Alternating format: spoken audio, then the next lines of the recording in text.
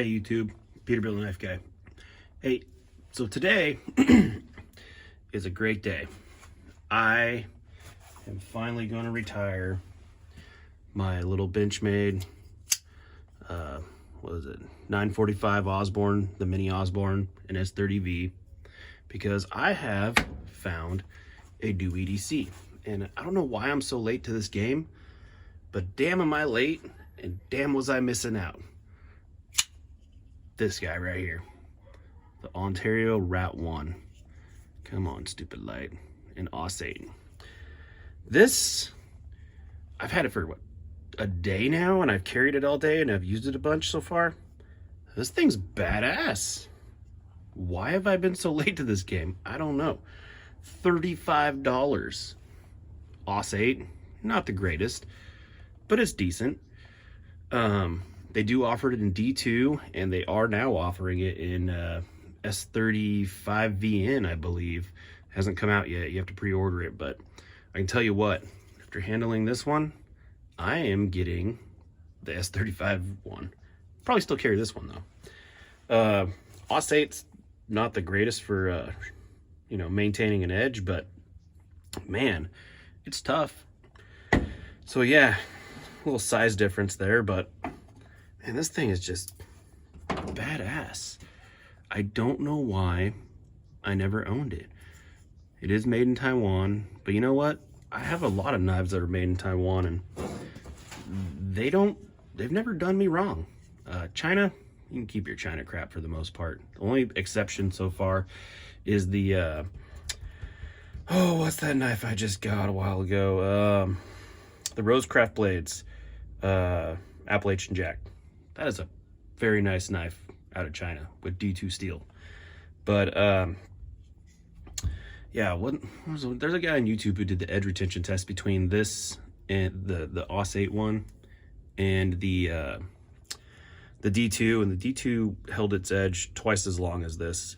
But I've had other AUS8 models of knives.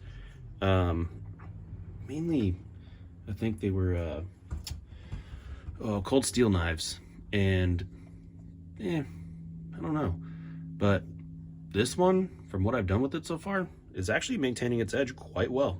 I don't know what they do for their heat treat, but it works pretty good. But yeah, this thing, so I know in my last video, I do hate liner locks, but this one,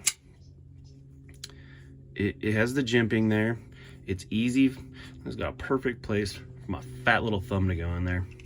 And yeah, man, it's nice. I'm impressed with the quality for 35 bucks. If you're a knife person and you don't own one of these, like me, well, until now, what the hell have you been doing? I don't know. I've had my head up my ass apparently. But yeah, so that's that. Let's compare it to some other knives. So size-wise, there's that guy. Here's a mini Osborne, very much smaller. Let's see here. We have the Spyderco Delica 4 VG1. I'm not a fan of VG1, to be honest. I'd rather AUS8 than VG1. I find this stuff is extremely chippy. And every Spyderco I've ever had, I've bent or broke the clip. So I just stopped buying them because I work above ceiling sometimes. I come down through T-bar, the clip grabs, bends it, snaps it. I've never had that happen with a Benchmade or any other knife. Spyderco, for some reason though, I break every single one of them, and I just got sick of it. That's why this one doesn't have one on there. So there we go. There's your Spyderco Delica 4. Another Benchmade. This is the Benchmade 551, but this is the upgraded one with G10 scales. And what steel is this? CPM or 20 CV. That's a good steel. It's a good knife. Kind of chunky, but really light. So there's that compared to that. And then another one that I've carried quite a bit, which has an industrial freaking clip, but almost too industrial, is the Recon 1 by Cold Steel. This thing's a tank. Great knife. The S35VN on this knife is actually a little bit soft. Not as hard as I would like it, but another Taiwan knife that has done me great. I love this thing.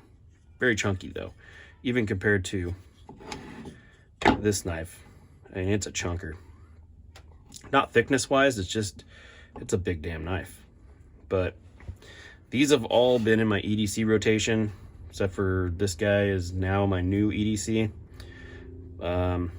In order, it went this guy, this guy, this guy, this guy, and then this guy.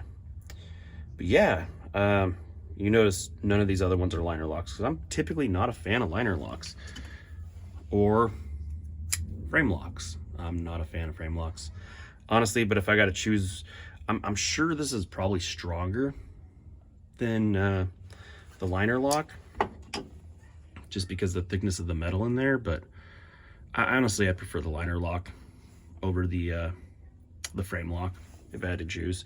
It just seems easier to close.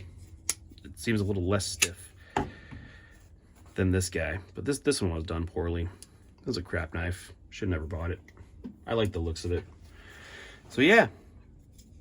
I don't know what the hell I was doing. I don't know how I can call myself a knife person with never trying one of these. But I'm gonna tell you what, I will be buying another one just to keep them, you know, my safe or whatever. And then definitely getting a D2 version, and definitely getting the S35VN version, because those ones also came, I think, I can't remember if the D2 comes with the plastic handle, but I know the S30V one is going to come with a G10 handle, which is cool.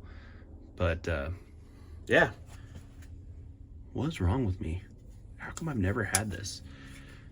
They did put the freaking clip on the, so this one has a 4-way adjustable clip. Most knives, some knives do. This one did. This one's just left or right.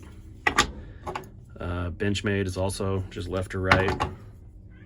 Left or right. This one's 4-way, but they put it up front, tip down. I don't know why anybody would want to carry tip down. I like tip up, so I'll probably be swapping that out. But yeah, man, this is the quality of this thing for $35 is badass. And let's see, the alignment, damn near perfect, but close enough for me. The machining, this is literally a 90-degree, it scrapes my fingernail off edge. So I mean, I guess if you're going to use this, you could scrape a ferro rod with this. I wouldn't though, because I carry a lighter. So anyways, enough rambling. New EDC, love the knife, don't know what's wrong with me. Have a good weekend.